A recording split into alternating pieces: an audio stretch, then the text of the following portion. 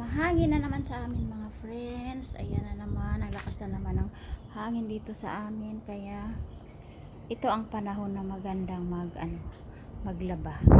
Oh, lakas-lakas ng hangin, oh, grabe. Masama ang ngayon panahon dito sa amin. Baha dito sa lugar namin.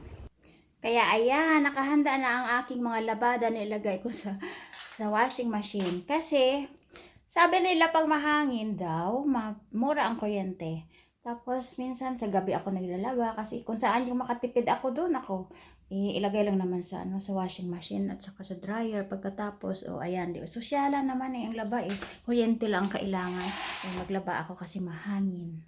Ayan, kaya pala sa Pinas pag mahangin brown out agad kasi mura pala ang kuryente. Ganon.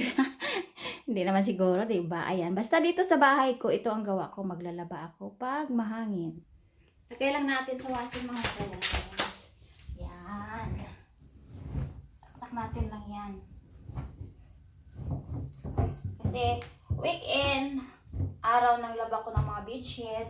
O tamang-tama, mahangin. Kaya, makalibre tayo, di ba? Tingnan lang natin. Tapos, set natin sa 60 para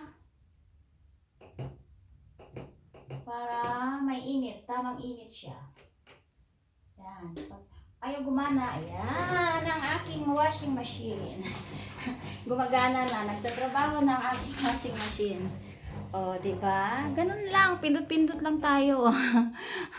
Pero may na yan. May sabon na syempre. Ayan mga kaibigan. Yan ang sabi nila. Pag mahangin ang panahon, mura daw ang kuryente. Ayan. Kaya kung saan ako makatipid yun ang ginagawa ko. Ayan. Maraming salamat.